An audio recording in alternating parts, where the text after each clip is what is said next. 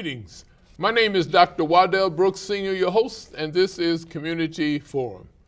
Ladies and gentlemen, we have an exemplary person with us this evening, Diana Burdette. She's a concerned citizen, she's a community activist, and she's just full of fire. Good morning, good evening, Diana. Good evening. I guess I'm excited too, right? We have a topic here, ethylene oxide and environmental justice in Lake County that we're going to be talking about. But first of all, I want you to tell our listening audience a little bit about your personal and professional background. All right. So I'm a first generation Guatemalan American. Mm-hmm. And I was born and raised in California, mm-hmm. and I moved to Waukegan with my husband in August of 2010. And he was accepted to a PhD program, and I was completing my bachelor's. I just transferred over to UWP, and he continued on in Roslyn and Franklin. Okay. And we decided to start our family here in Waukegan. We lived in the 2nd Ward, and we eventually bought a home in Waukegan and decided to grow our roots and settle down and grow our family here. So that's a little bit about me and who I am. What area of study was both you and your husband in? Yes. So my husband is a scientist. He is a hard science. So he studies chemistry and molecular biology. Okay. And I myself was pre-medical, and I completed my degree as a communication and leadership. Oh, okay. So actually, Rosalind Franklin, how did he make contact with Rosalind Franklin? One of the largest, universities. Let's see, Rosalind Franklin. Yes. Okay. Yes. So he actually was working there 2 years before he decided to apply. I began schooling, and he was encouraged, and so he thought he would go back to school as well, and so he applied for a PhD program. And he completed his schooling there, his PhD program there. So he's a doctor as well. Okay. I mentioned at the top of the program that we're going to be talking about ethylene oxide and environmental justice in Lake County, which is widely discussed in not only Lake County but in the country. Yes. But what is ethylene oxide? So ethylene oxide is a scentless, clear gas.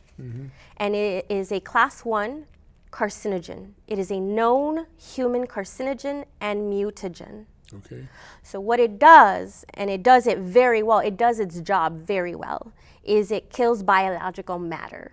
And so it is used as a gas to sterilize, and it is used as a component to create other chemicals such as soaps or antifreeze, lotions, things like that. So it is used in manufacturing as a component to create other chemicals, and it is used to sterilize in medical facilities, sterilize medical products, syringes, tubing, gowns.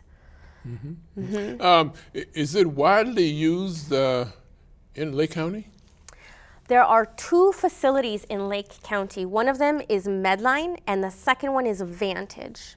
Medline is not too far. Okay. It is right off of 41 and Pulaski.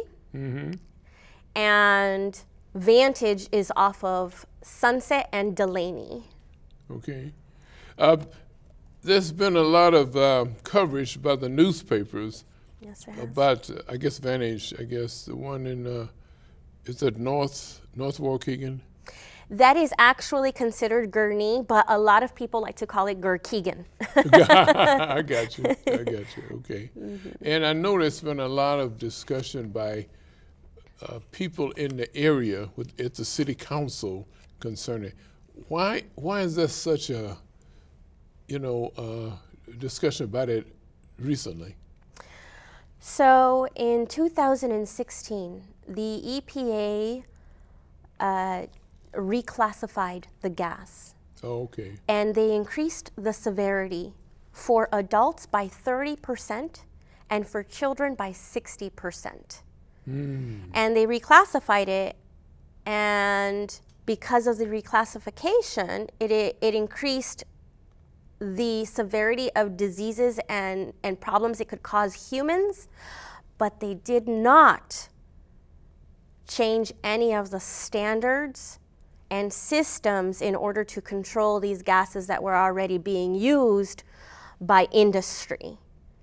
And so in 2016, it was reclassified, and the IRIS, which is the Integrated Risk System by the EPA, Environmental Protection Agency, noticed that the reclassification increased cancer incidence rates in specific communities where this chemical was being used. Wow. And one of the areas is Lake County. We have 2 facilities. So this chemical is being used by these 2 facilities, and it was noticed that the risk of cancers also spiked up. But it wasn't addressed by our state level Environmental Protection Agency, because there's 2. There's the U.S. Environmental Protection Agency, Okay. and then there's the Illinois Environmental Protection Agency. Okay. Now, what caused the citizens to suddenly become aware and start filling up the cities? A article was written by Michael Hawthorne for the Chicago Tribune, November of 2018. Okay. And he pointed out the integrated risk system. Now, at that time, there was another ethylene oxide issue being addressed in a different community in DuPage County. That facility was called Sterigenics. And the facility was located in Willowbrook. And the community there had just found out also that they were at an increased risk of cancer. And then it turned out, after a series of investigations through various media outlets, that their increased risk was in fact true, and there was a lot of misuse of this chemical, and not only misuse, but they weren't really treating this chemical the way that they should have. They were not following policy and regulation at Sterigenics, and there was high rates of cancer in the community nearby. So that was going on when Michael Hawthorne from the Chicago Tribune wrote an article about the ethylene oxide facilities in Lake County. And that is when the communities in Lake County first noticed. I read the article and I sent it to my husband. And my husband is a chemist and molecular biologist. And I said, well, look at this. Because the map outlined we were within one of the highest risk areas of cancer. And we were living a mile away from Medline at the time. Wow. And at the time, I was incredibly sick. So I had very severe gastrointestinal issues, and my skin would go numb.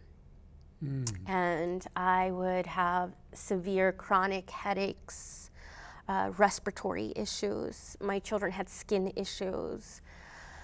There was some muscular underdevelopment. There's a series of issues that we had while we were living there.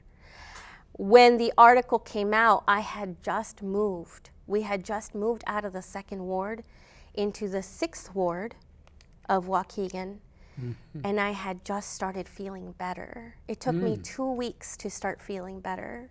There is no correlation that they can link to chronic exposure, long-term exposure to ethylene oxide.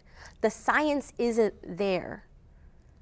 But the science was not there to connect cancer to tobacco until they decided to connect them.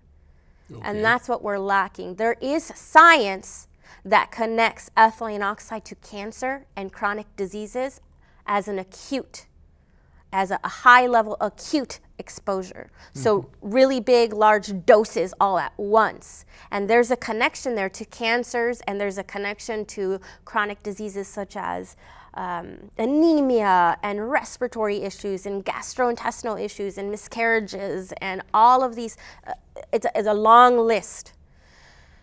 But there is no science yet, because it hasn't been done yet, to connect it to a long-term chronic exposure. But there wasn't science there to connect asbestos to mesothelioma. There wasn't science there to connect cancer to tobacco until it was done. And so these chronic issues that the community might be experiencing might have a connection, but we need the science. We need the science for it. I guess that's what they said about marijuana too. Marijuana for years back, and they didn't have any connection to show that it would cause cancer, right? And it's still, have they got with a connection yet? For marijuana to cause cancer, I don't believe that that's correct. An inhaled smoke would cause, over a period of time, toxins. We're not made to breathe in toxins. But I know that cannabis is used for cancer treatments. So. Right. Well, many people, you think it was designed to have these locations in Lake County and in minority areas? Yes. It was intentional. It is intentional. So communities, working class communities, communities of color, they're purposefully redlined into areas. And these areas are then surrounded by toxic industry. And it's designed that way. It is on purpose that way. Because it is a way to be able to retain power, to control and retain power. It really comes down to that. If the individuals are kept too busy trying to put food on the table, if the individuals are too busy trying to correct their health or working to pay off health debts, then the individuals can't speak out for themselves because they're tired, they're unhealthy, and they're overworked. And this is the design of our current system, and this is the failure of our current system. Our foundation is designed for our failure. And that is at the foundation of environmental justice. We work, we live, and we play in communities and areas that are surrounded by historical, present day, and we are also susceptible to future toxic industries coming in. And they don't put up signs to let us know. They don't offer us a space at the table to decide whether we want to live by these industries or not. But these industries come in and they pump out cancer-causing gases. Not only cancer. It's not only cancer what ETO is causing, but is also causing chronic diseases, skin rashes. Skin rashes don't lead to quality life. Gastrointestinal issues don't lead to quality life. miscarriages, headaches, chronic headaches. It also causes neurological damage, cognitive development damage. If our children aren't allowed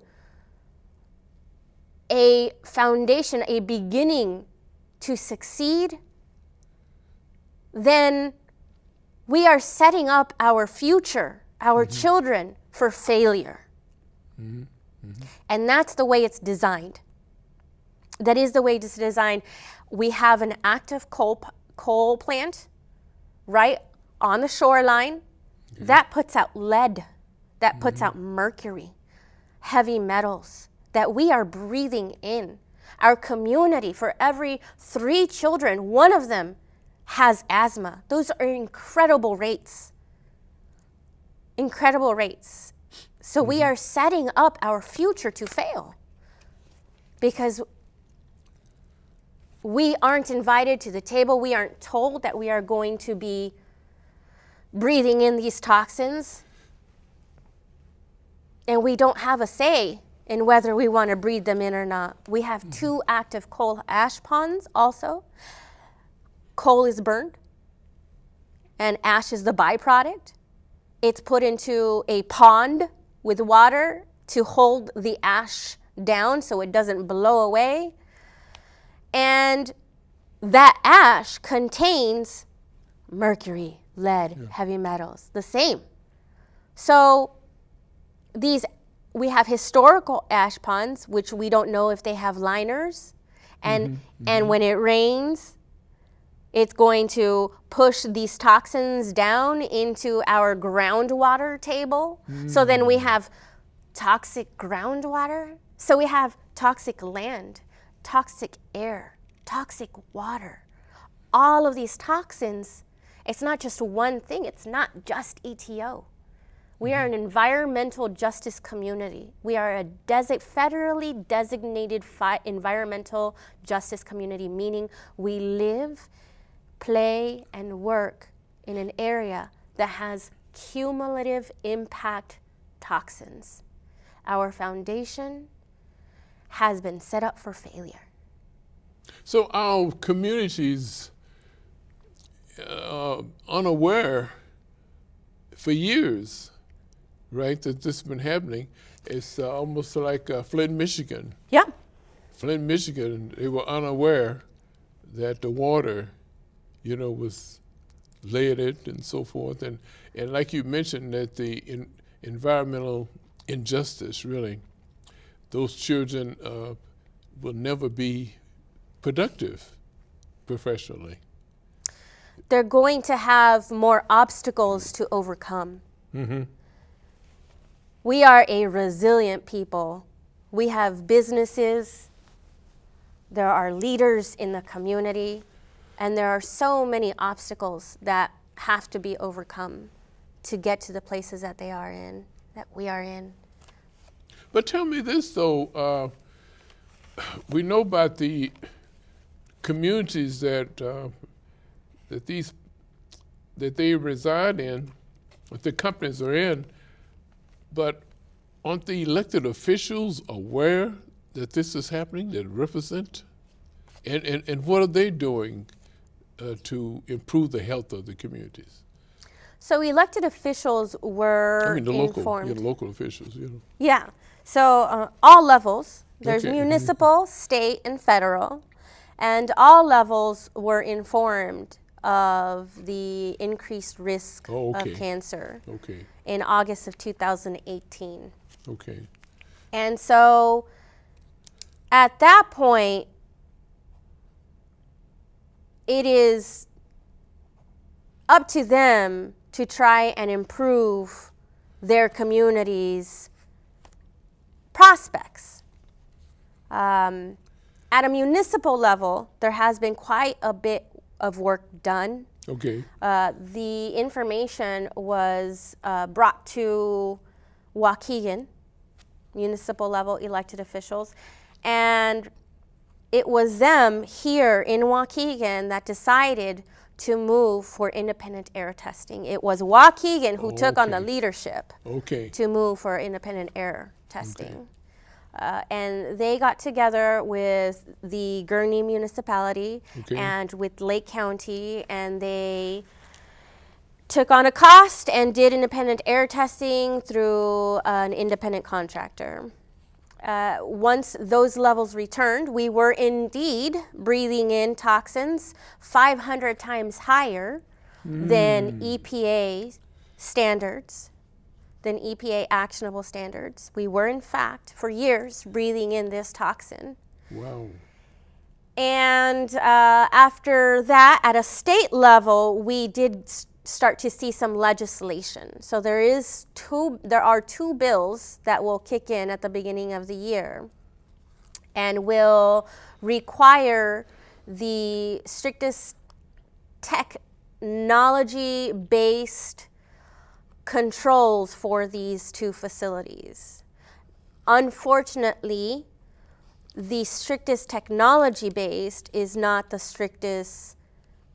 most optimal for human health. So there's still work to be done. There is another bill that was recently introduced, and we're going to see where that's going to lead us.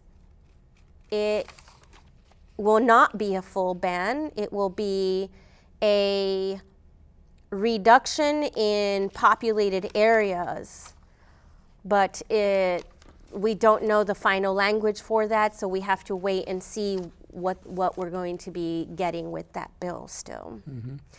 You mentioned about the local and the state EPA. What about the at the federal level? What has been done for the health of the community? I notice our representative has been having forums, I guess, to discuss this matter of ethylene oxide. Is that enough, or have they been trying to get the state to pass legislation to improve? So at a federal level, they can't make the state do anything. It's two separate entities, right? Federal level and state level. They can just encourage that, huh? Yes, they can encourage. And they have. At a federal level, our Senator Tammy Duckworth has actually led an environmental justice caucus. Oh.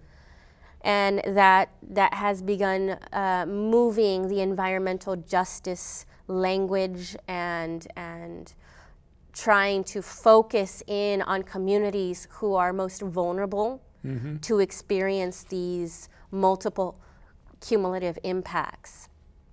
Our congressional leader at a federal level has been very vociferous. He's been very loud and has said a lot of things, has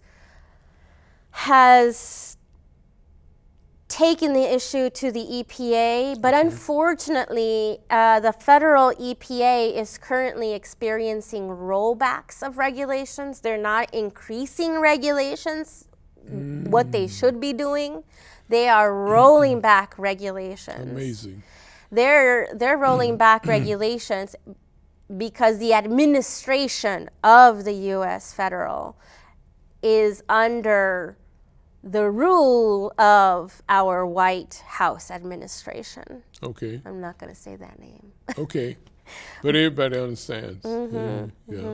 But so the U.S. EPA is under the administration of the White House, and so they're actually destroying some of the regulations. And they've tried to roll back coal regulations, water regulations, agricultural regulations. They're pushing on California to roll back car emission regulations, and even the car industry, even the coal industry is saying that's not the direction we should be going. Even the industries themselves at that point is saying that's too much. Okay. And they're saying we should be putting more regulations, not removing regulations. But what is ultimately their thinking in rolling back? What benefit would It benefits corporate industry.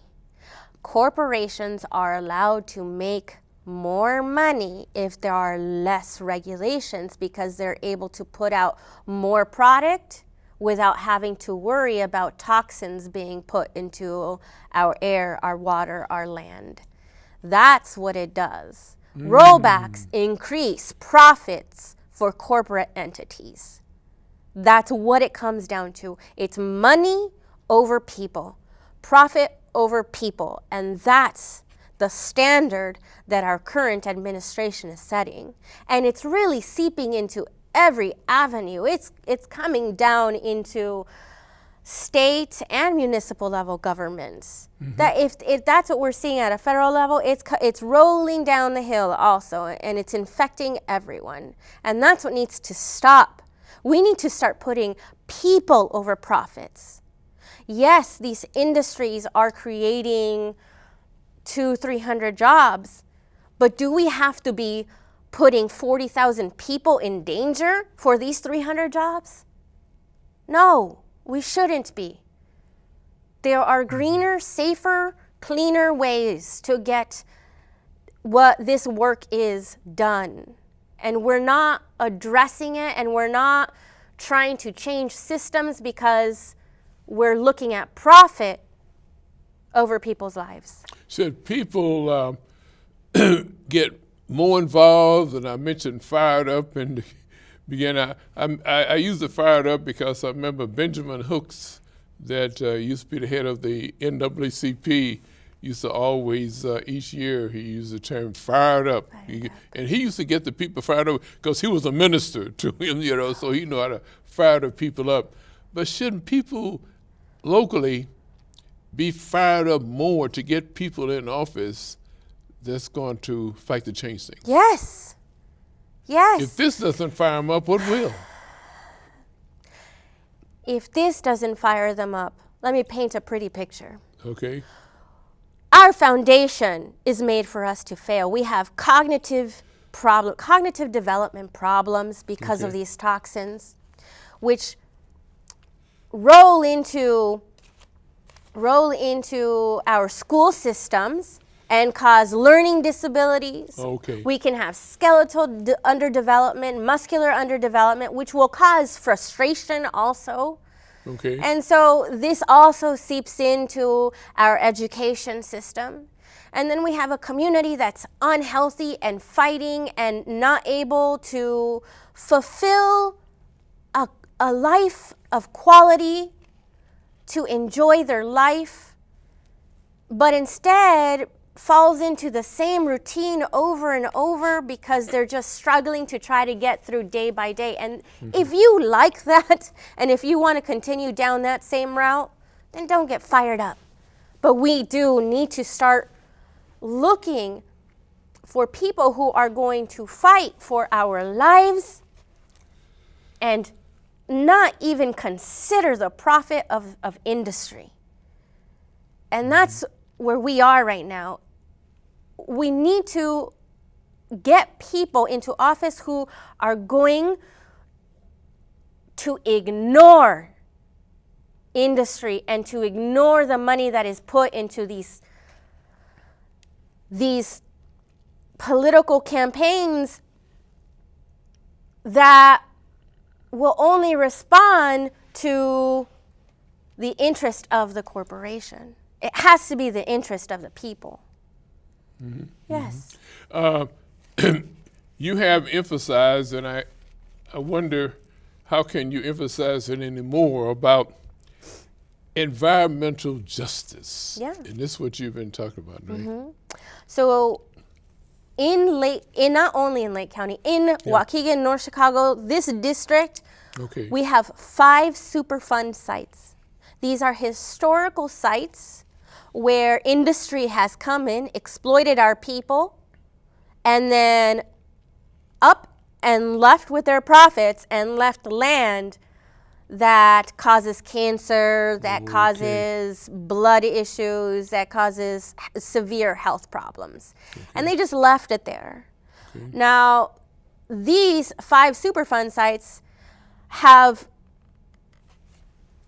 land, dirt that is in cells in order to control the exposure and so that these toxins don't get out into our community again. But it needs to be maintained also. And we have a coal plant, which puts the coal plant is the most major polluter in this area. And it's air. Air goes everywhere. It's not just people along the lakefront that are breathing it. It is going out everywhere. So they're the biggest polluters, this coal plant, and we need to somehow shut them down. We need to shut them down, and here's the problem. We have this company, the coal plant, that goes into the community and says, I'm going to put money into the community to appease this community, right? I'm going to provide them with 50 jobs or 100 jobs.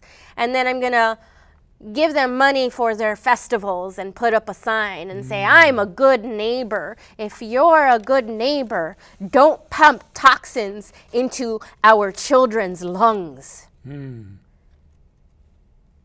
If Medline is a good neighbor and has been a good neighbor, then why did it take legislation to reduce your toxic emissions?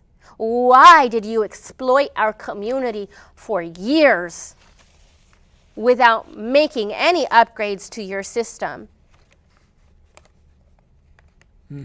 You can't come here and say, I'm a good neighbor, but I've been causing cancer in your community and all these other chronic issues,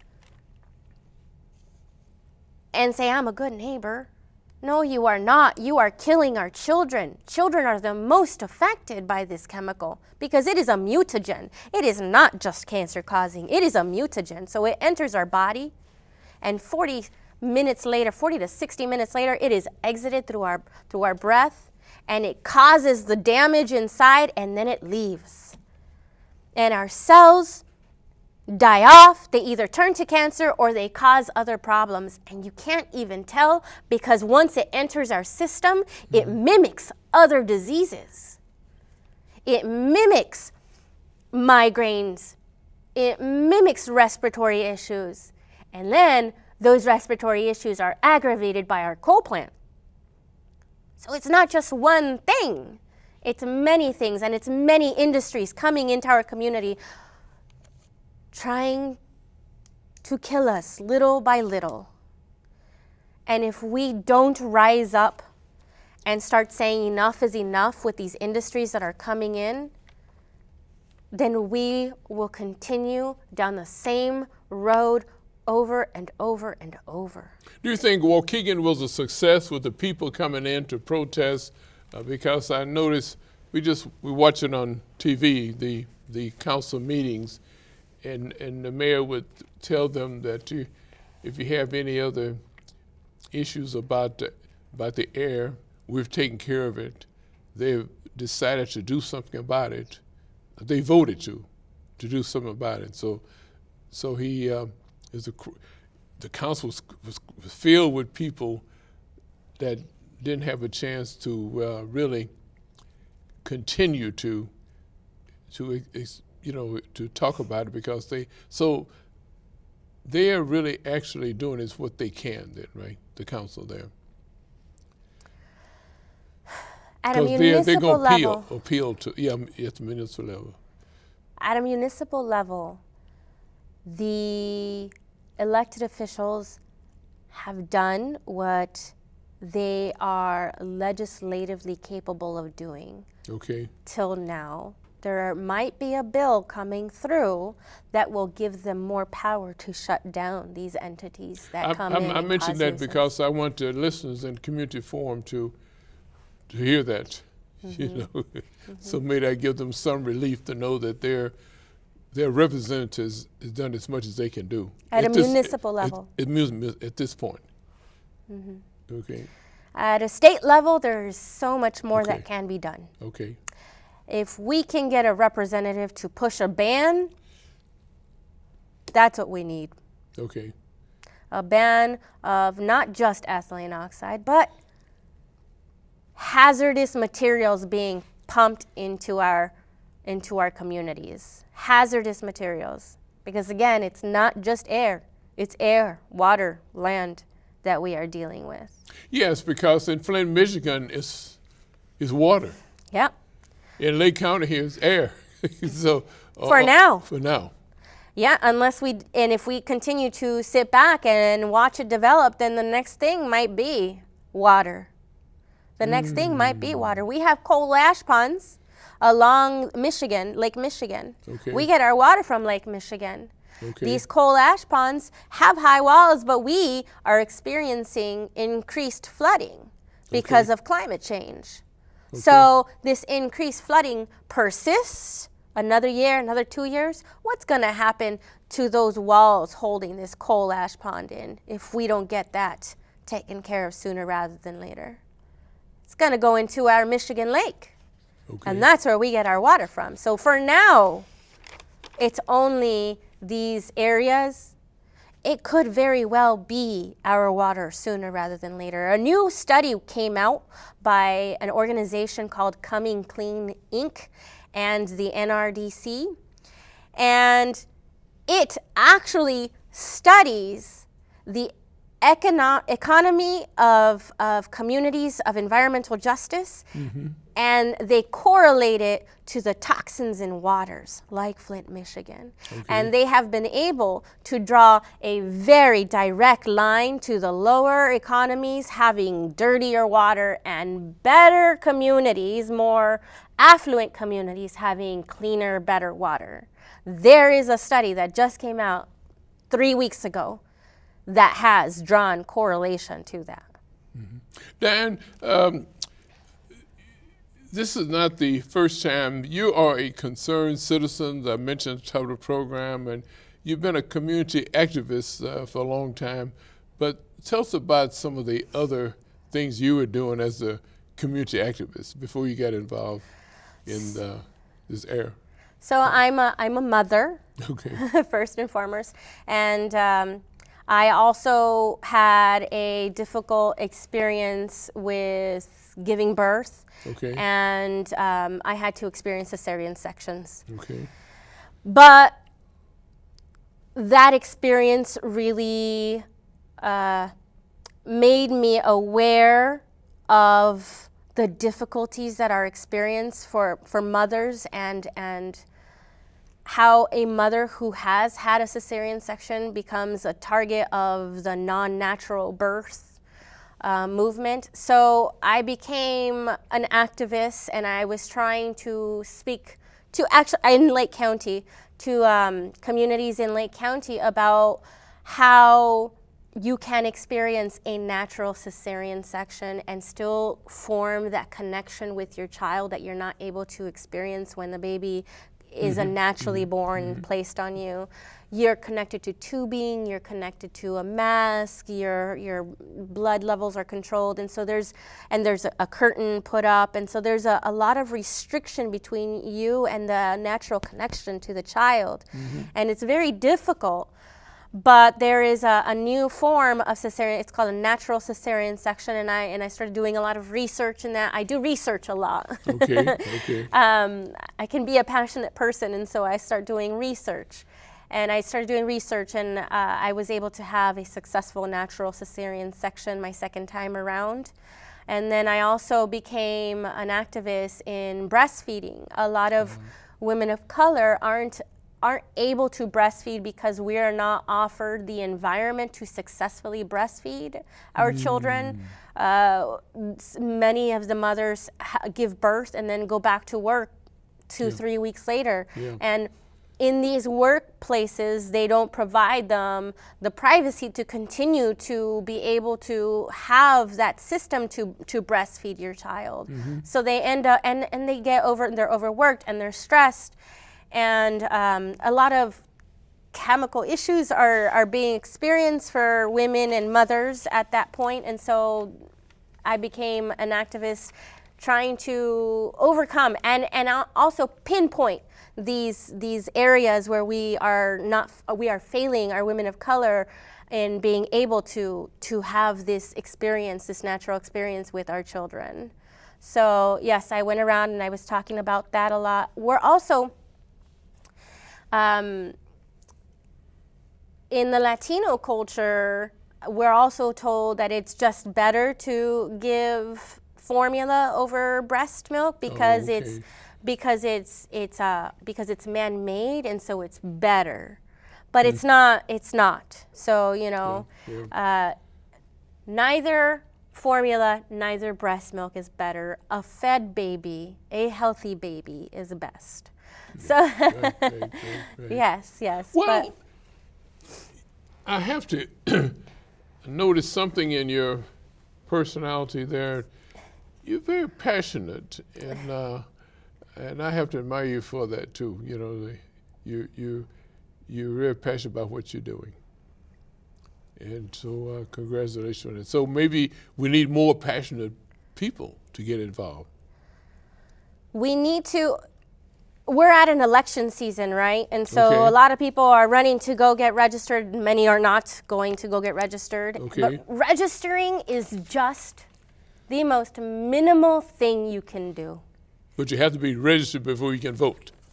Voting is the most minimal thing you can do. Okay, there we go. Becoming engaged in your community, connecting with the people, Okay. and hoping for the best of the all and not the self-interest, that Okay. is what we need to do. Hope for the best of the all, not just personal interest. Not because of family connections, I'm voting, or voting because I know this person and this type of thing. That's not it, right? It's not getting us anywhere. If that's what you've been doing in the past and you've had some success, then I'm happy for you. Look at the whole of the community. Okay. What is working and what is not? Where are we now versus where have we been 5, 10 years ago?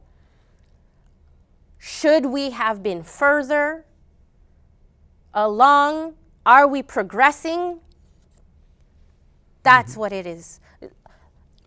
Do your research. Look at what you personally have been able to do and what has happened to your community as a whole. Because here's the other thing. If we don't uplift our most vulnerable, then we don't uplift anybody. When we start uplifting our most vulnerable, then everybody succeeds.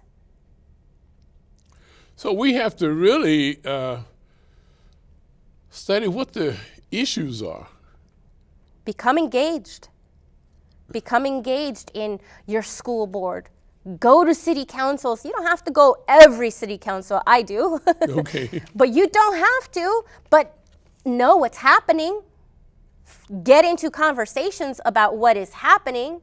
And when something is going to be voted on that you care about, attend and say something. And it doesn't matter if you think it's good or if it's not good.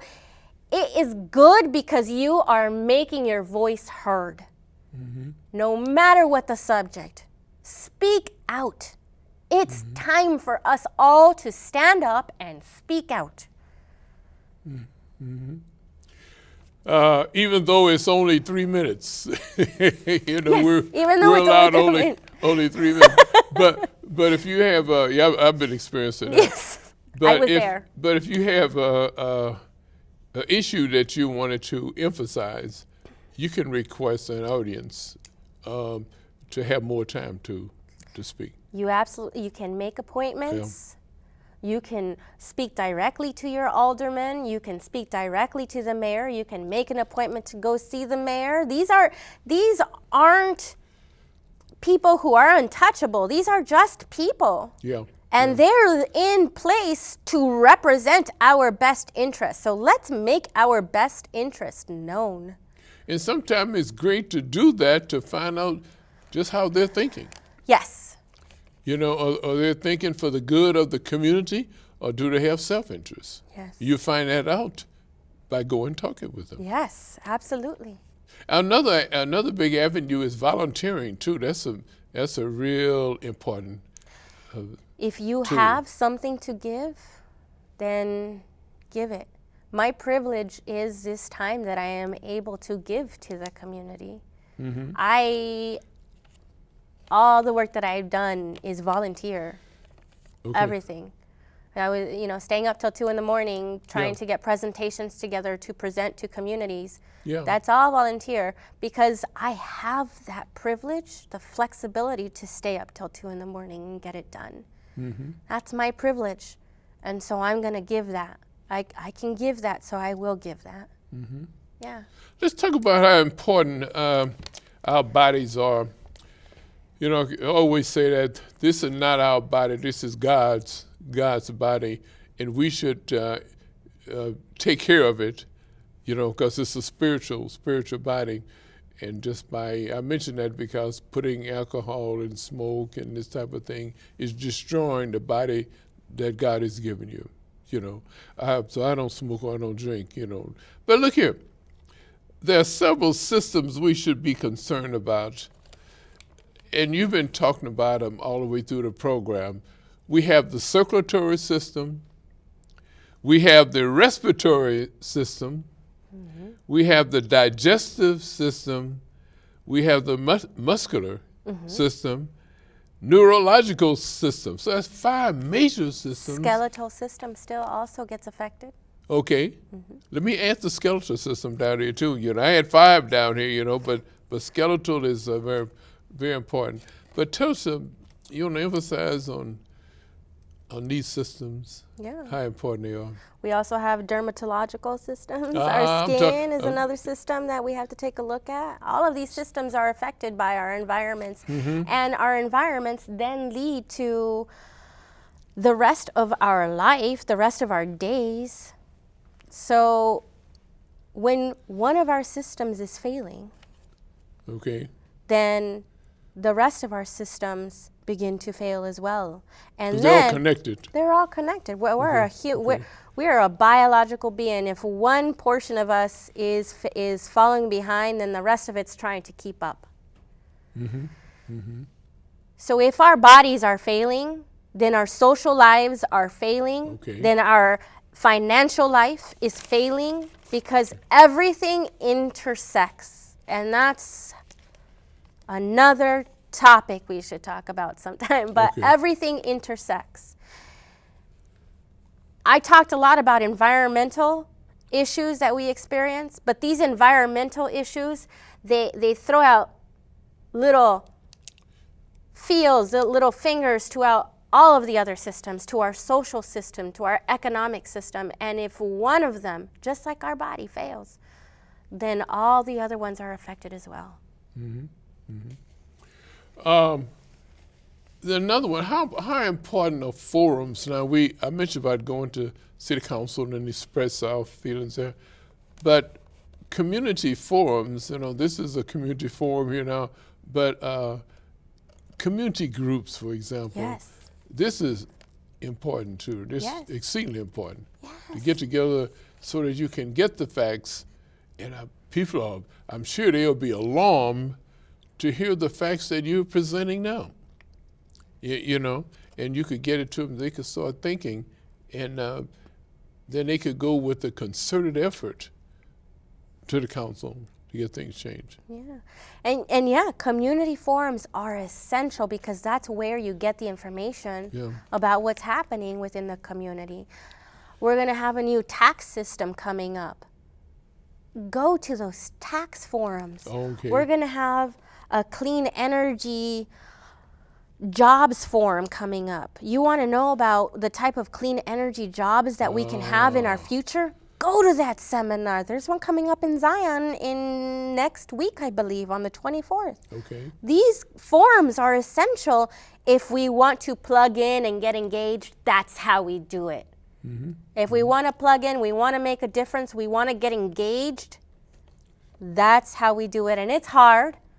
There are people who work first, second shift. Yeah. There are people who work first, third shift. There are people who work first, second, third shift, don't see their children, leave their wife at home or their husband at home, and that single parent takes care of everything. We have different types of communities here and structures, but we have to make that effort if we want to get out of having to work first, second, and third shift. Mm-hmm. Mm-hmm. And it's hard, and it's a lot of work. So the effort on single parents, we talked about the husband taking care of the family, but now it's almost imperative that the wife provide the second income, right? Yeah. And I've seen cases where the wives providing a second income and the husband still working 2 jobs. So that's right. It's very the critical. Disparity between the classes has grown so wide that trying to overcome these issues where we don't actually have a full parental guidance for children at home is becoming more and more, and it spills over. Yeah. We hadn't talked about the children, but it definitely affect the children. So it's just a effect all the way down the line. It's a dominant. It all intersects. When one process, one system is struggling, we all struggle. And that's why we have to uplift our most vulnerable if we want the whole to succeed. Diane Burdette, concerned citizen, community activist. We're going to have to get you back for a part 2 real soon, as things develop at the state and at the state level, really. Yeah, right now, unfortunately, our hands are tied at the federal level with the current administration. Right. Yeah.